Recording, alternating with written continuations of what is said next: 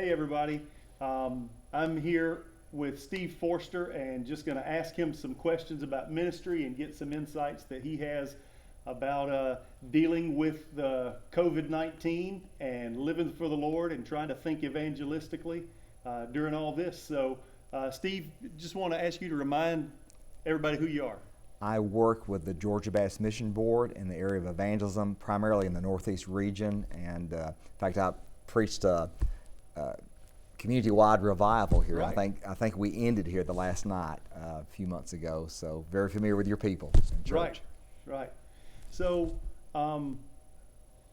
first of all, just in knowing what are maybe some of the common problems or at least difficulties that pastors and churches are dealing with now that maybe when you let our folks know, they'll say, hey, we're all in this boat together. Yeah, I would say that in Georgia, the term I would use is we're all in the same storm. We're not all in the same boat just because different counties have more severe cases than other counties, and also the size of a church. Quite honestly, the very small church, and by small I'm talking about the church that may run 20 on Sunday morning in a bigger building, in some ways may be functioning better than a church like this just because there's not as many people and it's easy to space and do social distancing. But some of the things that we're dealing with, first of all, ministry is really not made to do social distancing. You know, Jesus didn't videotape a message and send to earth. He actually came and walked among us. And a thing I'm hearing from really hundreds of pastors is they love their people and they are just so ready to be able to make hospital visits, to be in people's homes again. Of course, the corporate congregational worship on Sundays and Wednesdays and other times. I heard a pastor just yesterday say that he made some phone calls and prayed over the phone with some people who were in need of prayer.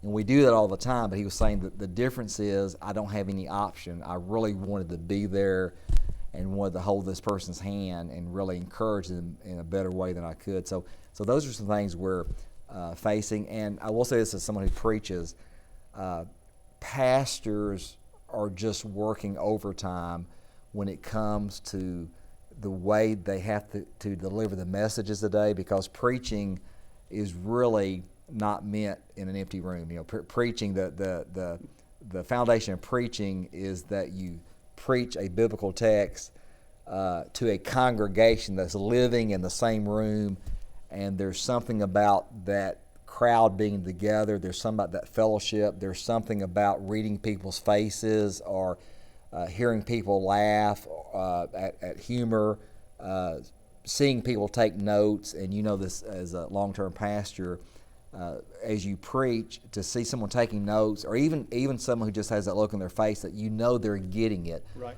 The way we're having to preach now, they see us, we can't see them, and that's a very difficult thing for pastors. And I won't make a lot of the fact that for the congregation is ready to get back and to be involved in fellowship together. So Now, you know probably a fair number of churches that have not met corporately Yes. since all this started, Yeah. but you also know of a fair number of churches that have already started.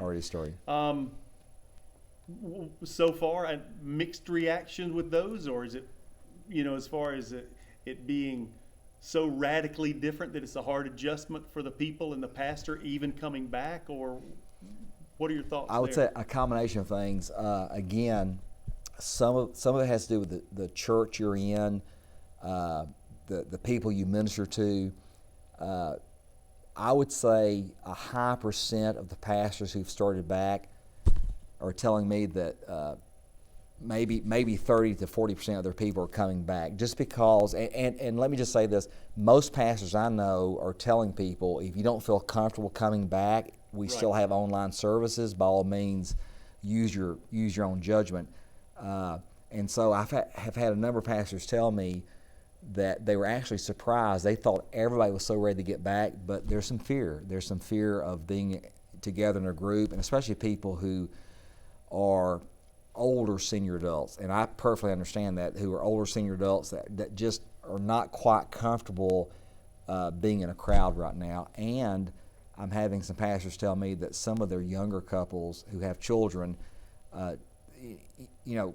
church and school, neither one's built for social distancing. My wife teaches third grade, and there's no way to have 25 third graders in a room and keep them apart. It's just not made for that. And so those are some of the challenges that I'm hearing. And another thing I would say is that when we start meeting back for the first few times, and we've been away from this for a couple of months, is that I think some people are excited to come back, but in their mind, they're thinking of the services they had right before COVID-19 hit. Right. And of course, it's going to look a little bit different, at least for a while, because of the social distancing and also the fact that the room probably won't be as full as it was, just because some people will choose to watch online for a while, which again is very understandable. So Right. So what do you think? We had talked earlier, and you said some of the ways that people were leveraging social media to really not only share the gospel but benefit their church and encourage believers. Could you just share a few of those ideas again? One of the things that COVID-19 has done is it's made almost every church look at social media. And I say almost because I do know a few churches, very few, that never have missed a Sunday, and I'll have to tell you why. Some of the churches that I know that run 15 or 20 in worship, but their building seats 200, and they mainly have adults, they were able from day one just to socially distance, just because of the size of their building and the smallness of their congregation. But most churches have had to really look at how they do ministry, because I say this as someone who's been in church work all my life as an adult. We are often behind the curve when it comes to technology. It's just something about us as church people. We're very traditional in many ways. And one good thing that has happened is that we're discovering, or at least churches who have not been using social media is discovering the power of social media. Most pastors I talk to are saying so many more people are viewing their messages online than actually in person. And don't misread that. That doesn't mean we should not be in person, because again, church is built for the fellowship and the gathering together. But what's coming out of this is maybe some creative ways, and some of it's not creative, it's been done. It's just new ways for some of us to reach people. So I'll throw out a few things. I see some people who will take a Facebook and they'll record a message, and I'm talking about lay people, maybe 60 to 90 seconds, and they will just share their testimony. Right. And I've seen some people do that, and you'll look and you're like, wow, this has been viewed 400 or 500 times. And what's ironic about it is, it's free. It's always been there. It's always been available. And I was sharing with you earlier that one day I just had a little gospel tract that was, it's an online gospel tract, and all it is just like the Roman road, for all have sinned. Very simplistic verses. And of course, like everyone, I've been limited in my social action I've been able to do, and I'm used to sharing gospel tracts and witnessing, which I don't get to do that as much right now. And so I just thought, I'm going to put one of these online. And I was surprised, about a week and a half later, it had like 1,000 shares. And why I kept looking at it, because within a couple of days it had a couple hundred shares. And I'm like, man, this thing has been shared 200 times. And so I kept going back to it. Hey, it's been shared 300 times. And when we got up to 800, I was like, I wonder if I get 1,000 shares. And sure enough, I got like 1,056 or so. And I'm a nobody. I don't have a huge platform or anything. And I thought, that is the power of social media. And what people did is, people saw it and they thought, well, I'll just share this. And of course, they knew people I don't know who are on their friends list. And before you know it, you think all the different states. And it's just one gospel tract. And of course, I put it on my prayer list. When I saw all the people, I thought, well, I better begin to pray. I may never know this side of heaven who read it, who was influenced. But to have 1,000 shares, probably tens of thousands of people actually at least looked at it, just at least glanced Right. at the verses. Right. So things of that nature. Also, being a little creative in the sense of, for example, since there is a epidemic and everyone's kind of in the same storm, staying home, shelter in place, and so on. I've seen people do some creative or new things like go door to door in their neighborhood and not knocking it, but just leave a little thing on the door that says, I'm starting a neighborhood Zoom meeting on Tuesday night at 7 o'clock. If you'd like to join, just log into this. And I've asked some guys, anybody do it? Half the neighborhood did, because people are right now longing for some kind of sense of community. And so I've seen guys who've done that. Of course, the people I'm talking about are Christians. They have leveraged that to build some relationships. They have done that to meet some needs. They've said things like, hey, if for some reason you're not able to go to the grocery store, here's an email. Just email us, and we'll find someone in the neighborhood. Things like maybe you are able to go, but you wouldn't mind picking up groceries for somebody. Let us know, because maybe we can send someone your way that you could help. This has been huge. They've asked questions like in the Zoom meeting, anybody have a prayer request? And of course you have some prayer requests, and then they'll say, you might not be used to sharing a prayer request, so just email it to us if you'd like to. And what that has done is build some bridges of the spiritual side of it. Right. And so they're looking for the opportunities, once some relationships are built, to share Christ with people. And so and again, that's something really you didn't have to wait until COVID-19 hit. Probably you could have went out in your community anyway and just said, hey, I'm having a monthly Zoom meeting. Now these are weekly just because of the pandemic we're in. But things like that I'm seeing over and over. I'll give you an example. My boss did something at the Georgia Baptist. He's a young man and still has young children.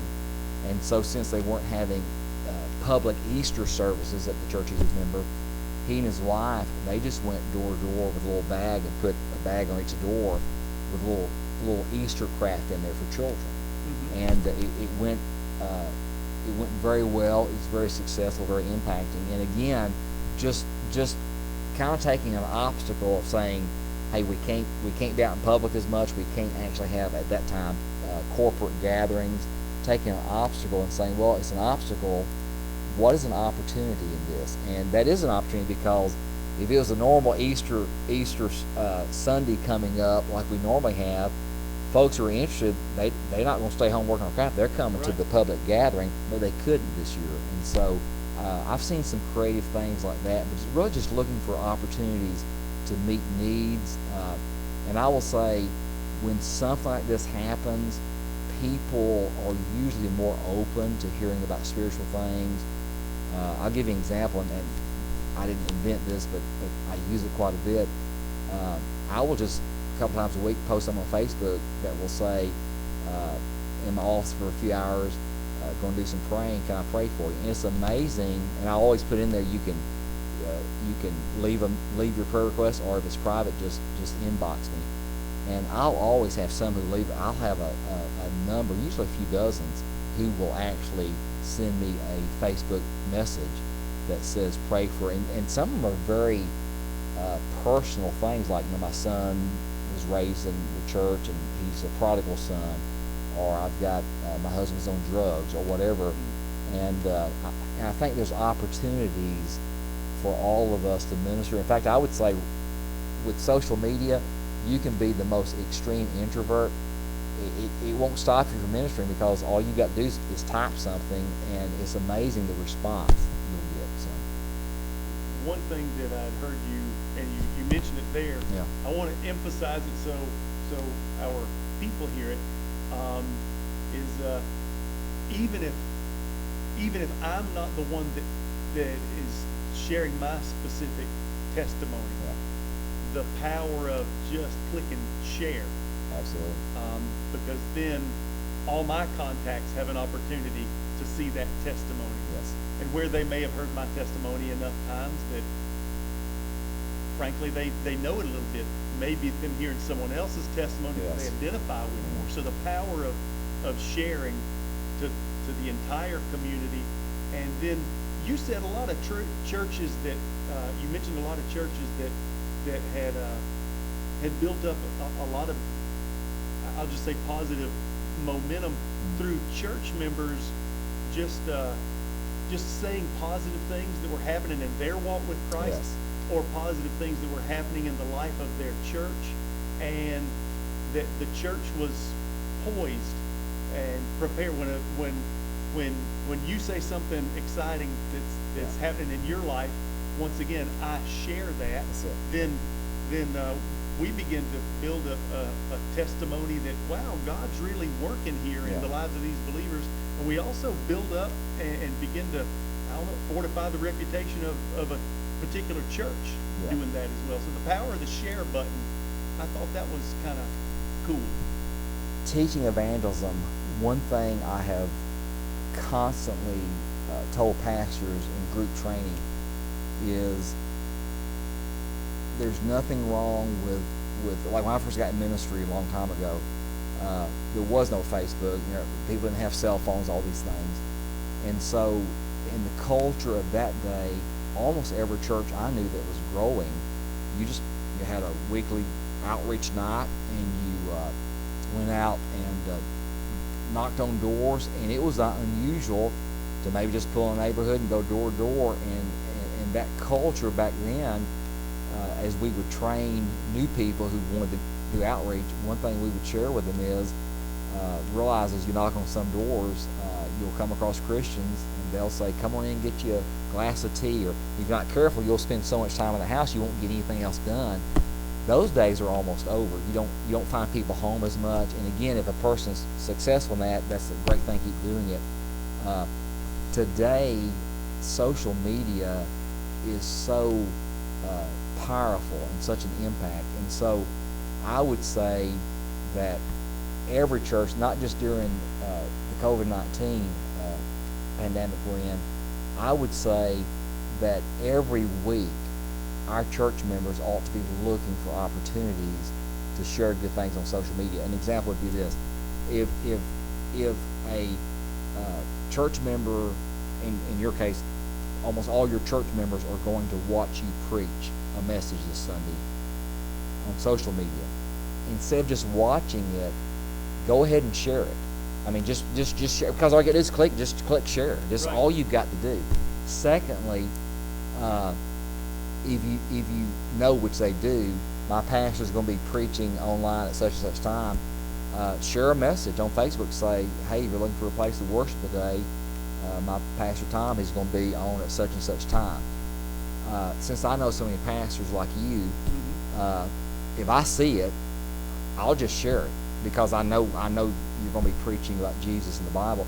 What's interesting is sometimes I'll share a pastor friend, and later in the day I'll get to looking, and people who are friends with me that don't even know that pastor, they've shared it. And I'm thinking, well, this is good, because who knows who may see it, not just around here, it could be in another country, because that's the power of social media. And I would also say that when we get back in our regular public worship, and COVID-19 is a thing of the past as far as it's not around anymore, I would encourage every active Christian, every active church member, that you're already on social media. So we talk about what we love. We talk about the Braves or the Falcons, or we talk about, I've got Facebook friends who it seems like every week they're holding up a 8-pound bass or something, because they love fishing or hunting or whatever they like. Their hobbies. And so I would say, well, you could also share some things about your church. You could share some things like, hey, that we have an awesome student pastor. We last Sunday we had the best music. It's always great, but boy, it's just off the chart last Sunday. Because the reality is, as you share those things, we've got church members who I would say have hundreds of friends. Some of our church members have 3,000 or 4,000 friends on their Facebook, page. and it's like it doesn't cost you anything. And I'm saying Facebook, it can be any type of social media. Right. I know when I got on Twitter, and I wasn't surprised because I knew this, but it is amazing in some ways. You get on there and post a verse or two, and before you know it, you've got people all over the nation who are following it, because that's the marketplace of the world now, Right. is social media. And again, it's free. I mean, it doesn't cost you anything to get on it. And so every day, I get up and I post something on Facebook about Jesus. Every day I get up and I post something on Twitter about Jesus. Because why wouldn't I? I mean, it doesn't Yeah. cost anything to do it, and you don't know who you may impact. And the only issue I've ever had, and it's a good issue, is sometimes you can post something and somebody sees it. It may be someone who's not even a friend of yours. Somebody has shared it, but they will ask questions. And sometimes it just takes a long time to answer questions. I'll just do a Facebook message to them privately and say, hey, here's my email. Email me your phone number, whatever, and I'll be glad to talk to you more about this. So I'm just saying, we live in a day where everyone has the opportunity to share Jesus, and that doesn't take away from the verbal witness and so on. Of course. And I verbally witness. I keep gospel tracts in my car. I love sharing Christ with people. It's not an either or, it's a both and. But I will tell you, me going about my normal day and routine, I can't reach as many people as I can on social media, just because social media is such a huge thing. And the last thing I would say about social media is this: the great thing about social media is we're all on the same playing field. Meaning this: you could take you could take a famous Christian and they put something on Facebook, or they do a Facebook live testimony or whatever. I know they may have a whole lot of followings compared to me, but the reality is I can do something that's the same quality. Facebook Live is Facebook Live. There's some famous Christians who put things on Twitter. Now I know they've got a lot of following, I get that, Right. but their Twitter words don't look any better than mine. The playing field is level, and I think this crisis we're in, one good thing, I think there's more than one good thing, but one of the good things that's come out of this, I think there's some folks in churches that had no interest in live streaming or social media, that are really surprised at the number of people who are actually paying attention to what they're doing. So I think that's a good thing. But I would encourage any church member, please put something positive daily, if you can, at least 3 or 4 times a week, on Facebook, Twitter, the other social accounts about your church. It's huge, and if you do it enough, there'll come a day when you're baptizing people and someone says, how did we make contact with them? They had friends on Facebook, they had friends on Twitter and so on, that just kept hearing great things about the church, and they decided, I'm going to go try the church out. And they were lost, and they heard the gospel and got saved. So, Awesome. yeah. Awesome. Thank you for that Appreciate it. encouragement. We're planning on our first corporate worship service this coming Sunday, the 17th of May, and we feel like we're taking all the precautions that we need to take. Yeah.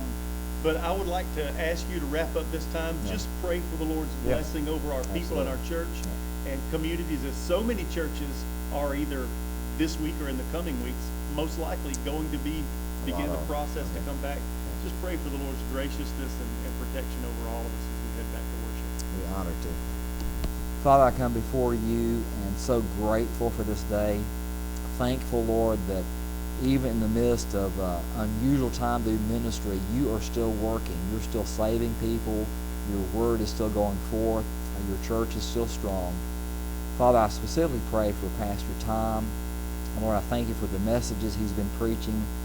Thank you for the hard work he and his staff have been doing, Lord, just because of the unusual time, Lord, of doing things different, the church not being gathered. And Lord, I do pray for this Sunday as the church comes back for the first time in a while. Lord, I just pray that it would go smooth. I just pray, Lord, that you would bless the corporate worship this Sunday. I pray, Lord, that as the word is preached, that Christians would grow stronger for you. And I pray, Lord, for the person that will hear the message this week through this church that just doesn't know you. I pray, Lord, that they would open their hearts and surrender to you and come to know you as Lord and Savior. Father, I just pray for the rest of this day. Pray you give all of us opportunities to not only live for Jesus, but, Lord, to share Jesus with people who are hurting and need the hope of the gospel. And ask these things in Jesus' name. Amen. Amen. Thank you, Steve. Awesome. Very good.